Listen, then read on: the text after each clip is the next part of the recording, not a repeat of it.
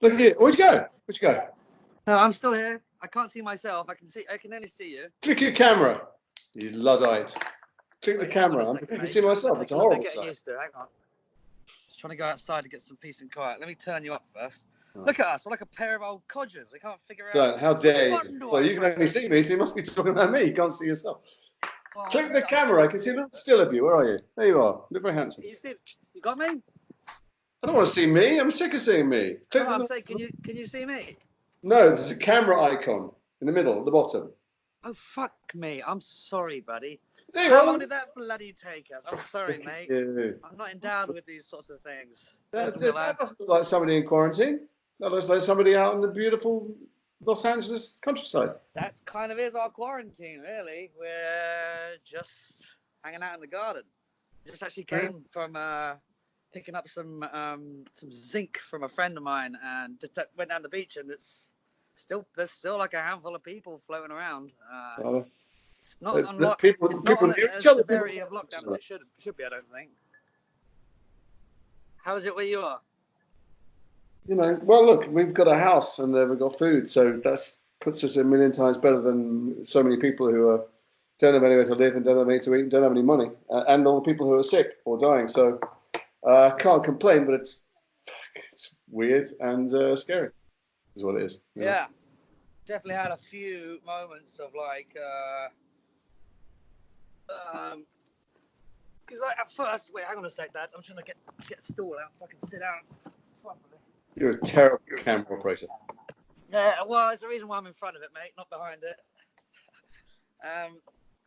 Yeah, I think at first, like when something like this kicks off, you I don't want to say excited because that makes it sound as if it's a good thing, but you sort of like, in a masculine sense, you sort of want to jump into being proactive, and here's the mission, and here's what I have to do, here's how I keep myself safe, and then like just get these brief moments of absolute terror and a realization like I'm not at home with my family, I'm not with anyone that is related to me, and then I have to question. You're there with the flatmate.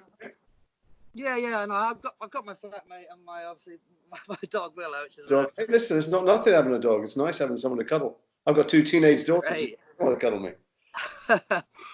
No, she's great, mate. She's great. But yeah, you know, in general, I'm quite upbeat because there's so much stuff to do and there's so much stuff to be proactive about.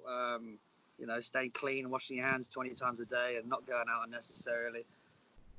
That bit's fine. It's the bit in between where you sort of sat thinking about it, thinking, well, this is next, really? One of the things. So this is weird because I wanted to speak to you and see you because I love you, but also we're doing this as a kind of public thing. We're going to post it afterwards. And oh yeah, I forgot about that. Crikey! If I say anything wrong, let me know. No, you haven't said anything bad, don't worry. But partly because the Red Cross reached out to me, who I do lots of stuff with, and they're part of this NHS army they're putting together here. They've had 400,000 volunteers already, which is amazing. But the Red Cross do that always, not even when there's a coronavirus scare. They visit vulnerable people, and they're trying to recruit people to be on the phones and to help. You know, the other stuff they do, like the food banks and the helping with asylum seekers and homeless people. Like, you know, no one's giving any money, of course, because everyone's shit scared about finances. And they just need people to sign up and do stuff. But anyway, what's nice is to be able to, even by chatting to you, doing something. But my missus has signed up for the NHS Army and just being able to do anything at all, phoning people, donating if you've got anything, makes you feel slightly less powerless. Otherwise, you're just sitting inside the house, aware that other people are suffering much more and you're not doing anything. And that I feel shame, you know, that I've got all this stuff and oh, mate, you shouldn't feel shit. You know, you can't feel like that. You can, you know, you got to do what you can do, but also protect. No, but that's the point. If you do something, much or little it is, even if it's phoning your neighbours or delivering groceries to an old person or something, you'd feel like, okay, I'm not just sitting waiting for other people to sort it out. Oh, well, you were a big instigator of this. If you didn't propose this, I probably wouldn't have thought of it off the top of my head, but. I would have told you anyway. We just wouldn't post it. I know. But I just mean it's a time for confusion and despair. It's also a time to be creative and be like, oh, maybe I can help out the local food bank, or maybe I can. You know, we're redefining how we live our lives, aren't we? Well, I mean, I think some terrible times are coming, and some terrible numbers of people getting sick and dying are coming. And sure. obviously, How are the wait, let me grab my tea. Hang on. Go on. Look at that. Look at this. How's your Gorgeous that. But I was going to say that, you know, there are some terrible things coming for, if not personally, but for the world. But there's also the chance that the next generation, which I almost count you, you're almost young, but certainly my kids, can maybe build something better, build something fairer, build something that, you know, isn't not just likely to be hit by something that biological like this, but hit by something economic like this. So it doesn't, you know, so that some better system comes out of it. Well, yeah, I mean, all the faults are so exposed at the moment. Providing that we do manage to sort of curb it and we, you know, keep the number of deaths as little as possible, this will definitely be a massive spiritual awakening for not only, well, I was going to say our generation there, but you're my dad. I can't say that. No, I'm not your generation. But you know what I mean. Sometimes it would take a big event for people to. No, I agree. How are your girls dealing with it? You know, the worst thing in the world.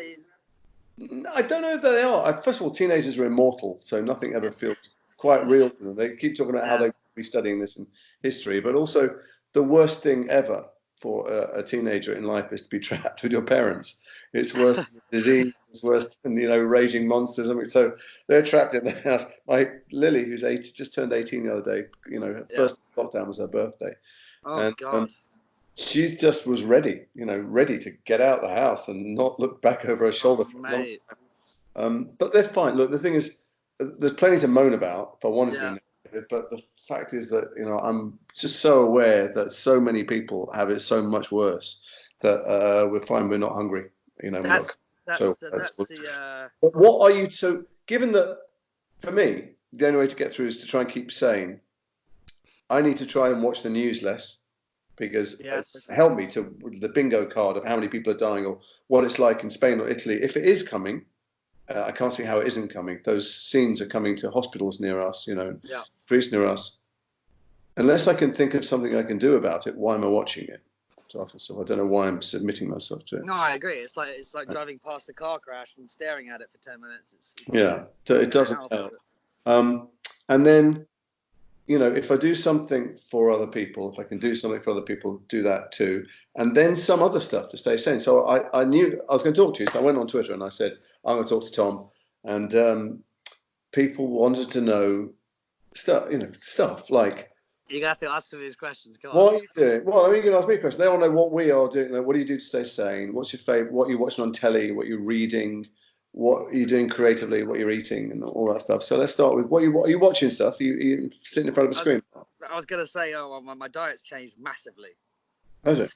I'm still on Kit Kats and salt and vinegar crisps at the moment. No, that's good. I'll build up your immunity. It's good.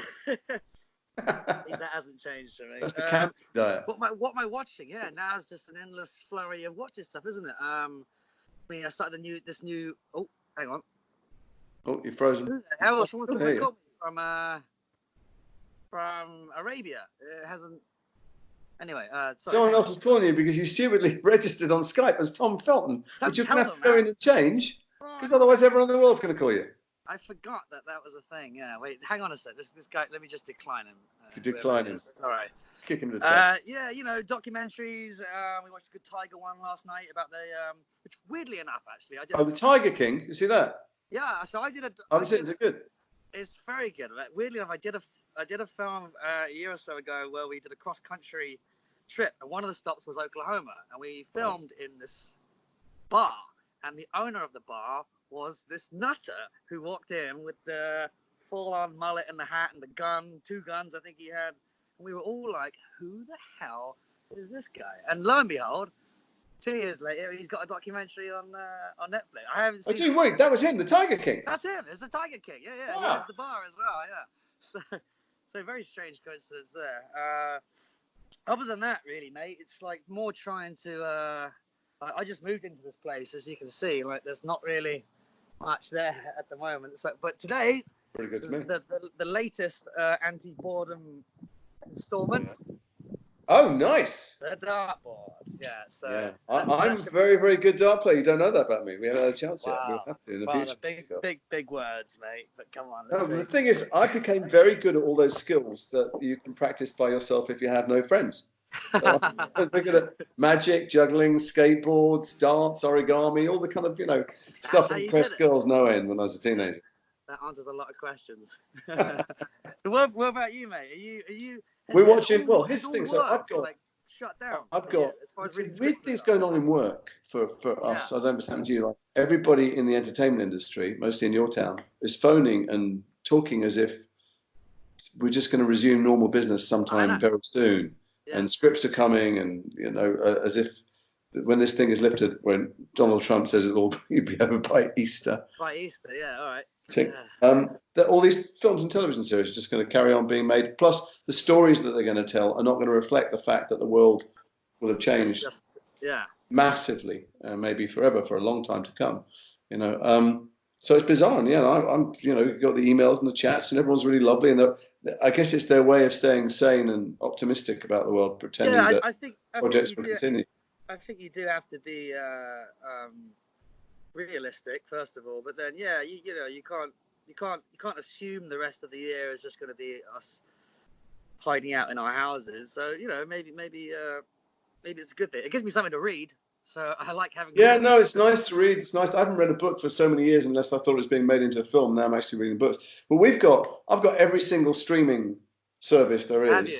What do you want? Probably should cut back on expenses now. I haven't got around to that yet, but so we got everything, and I've got the very, very classy one that shows you all the super pretentious film school films, Kurosawa and Renoir and Bergman and stuff. I was trying to send me that. I said, look, guys, if we're going to be stuck in house for a long time, let's go to film school. I've never seen any of these things. I pay for it, but I've never seen any of these things. Let's watch the world's greatest films, the world's greatest filmmakers. No fucking interest at all. They wanted to watch Divergent. I'm like, why watch Divergent? Then we had to watch Insurgent last night. Then tonight in the other room, they're watching the third one, and I said, "Is that the last one?" They went, "No, because they only did the first half of the last book." And I said, "What's the other one called?" They went, "They never made it. They never made it. They didn't bother. There's no ending."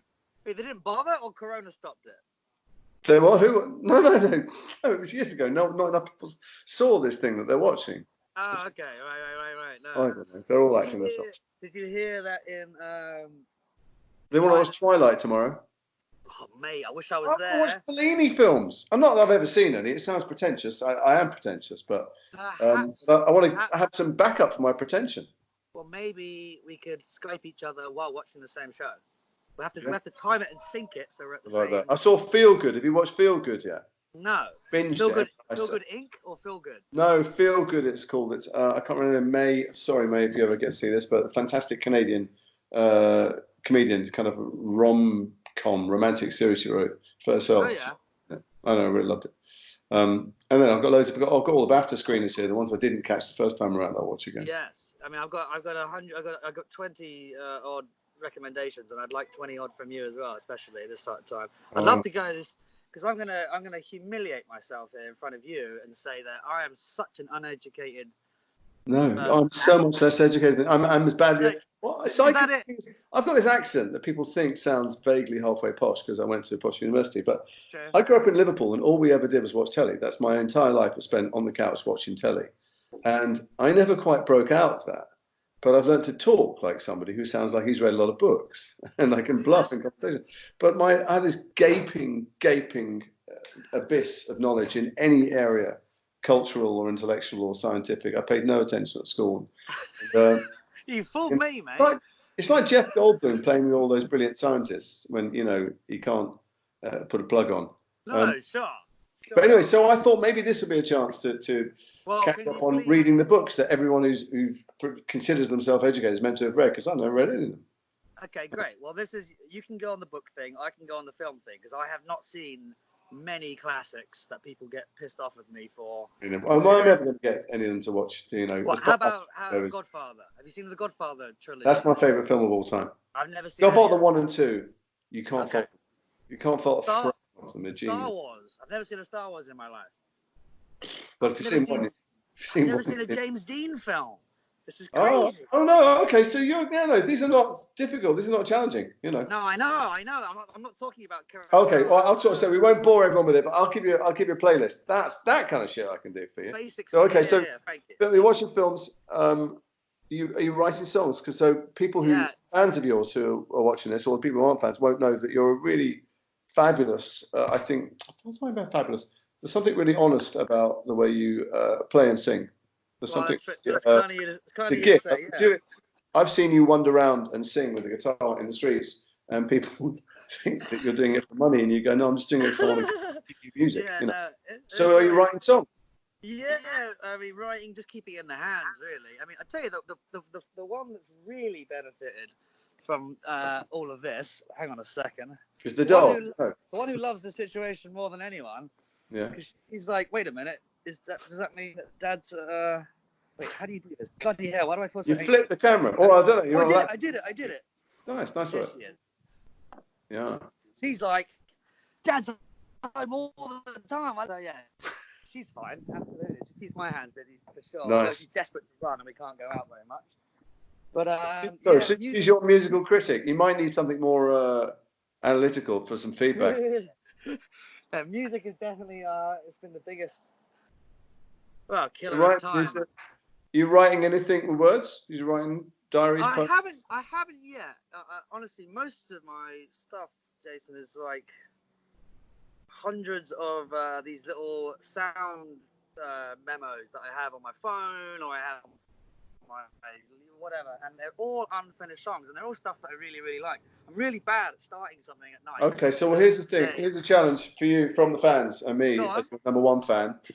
Just write one song. Just write a song. It doesn't have to be perfect. Nothing has to be perfect. In fact, the best songs aren't perfect. Just write. Just get one song. You don't have to do an album. You don't have to make money from it. Just put it out. Just sing it. Just put it out there. Put it out on TikTok and Instagram and whatever those things are that you. Are you? By the way, thank you for the vote of confidence. I definitely will do that. What's the top tick? What are we talking? My kids are seemingly being quite sane at the moment. I mean, just not feeling the pressure that the kind of low-level thrum of anxiety that I feel. Well, I will say, Jason, because you are a big reader and a big listener. Don't let the media control your calm nature. There's really simple things everyone's got to do. Well, here's main job. Give me some advice. What's your list of? Everyone's got to sleep. You've got to eat. You've got to exercise, and you've got to do stuff for your mind that takes you away from stuff that you can't control. There's that, the old serenity prayer. Sure. If you can't affect it and you can't change it, why think about it? But then this thing is really important. Just reaching out to people that you love and talking to them, and just sharing it with another human being. Just talking and finding moments to not share statistics on death, but just look and get very jealous of someone who's sitting in the sunshine in California. No, I'd like. Which is reaching out. So look, you're there with your flatmate and stuff, but there are plenty of other people we all know who maybe are alone or isolating or grandparents and stuff. My dad is not doing well. My grandfather's not doing well either, so cheers to that. Yeah. And I don't know if he's going to make it through all this. Oh, shit. I'm sorry to hear that, Jay. So it's got a text saying he's gone off in an ambulance. So we'll see what happens. But up until that point, and my mother-in-law, who is younger, just love getting a phone call from the kids. Just love getting, 5 minutes a day or something. Just phoning people means a big deal. I think that's better end the call. So I've got a text about my dad. But do you want to go, mate? No, I better go now. But I'll call you again, and we can talk about things that you wouldn't want to share with the public. I will happily do this with you a few times. Well, we can do it again. Listen, people, they have so many things I want to ask you. We've got memories of filming. We'll do it again. We'll do it again. Let's see how many people look at this, and if there's enough people, we'll do it again. Underneath it. But Father, what about this? My father will hear about this. I hope you will. So I will. My hope is that you're the tech guy now. Can we not add someone else to this? We can. We can. Want to chat with us, so we can add someone else. All right. Who do you want in there? Well, you're in touch with more than one. You're the only person I can touch. Let's put it to the masses. Well, let's see. We'll ask them. Well, who they'll want. They'll want Hermione because. Well, you know, trying to keep in the Slytherin theme of things, but whatever. We can. Emma might be a stretch. We can see what we can do. But No, and also way, they just want to fantasize that you and Emma are actually secretly living together. That's what they want. Well, she's at the moment. She's she's hiding out somewhere. I don't see Emma in the No, dish. she's so. not. She's not. I'm safe and sound with her. All right, no, we'll rope someone else. We haven't got through half of them. People sent me a million questions for you. So, mate, you just go and do. We'll do this. We'll post it. Hopefully, people see it. If they like it, we'll come back. Right. We'll talk Harry Potter memories, and then we'll rope some other of the clowns in. And I'll do my due diligence and ask some tweeters. Okay. Some and I'll post whatever the Red Cross asked me to post underneath, which is just about either volunteering or calling people. Or if you have any spare money now, you know, of course they could use it. Or anything you can do, yeah, sure. And if you send me the link, mate, and all the hashtags, I'll do my own little exactly, and we'll go from there. All right, I love you. See you, mate. I love you too, brother, and father. Stay safe. Remember to wear sunscreen. I will, buddy. I will. All right, bye. That's a love. Bye bye.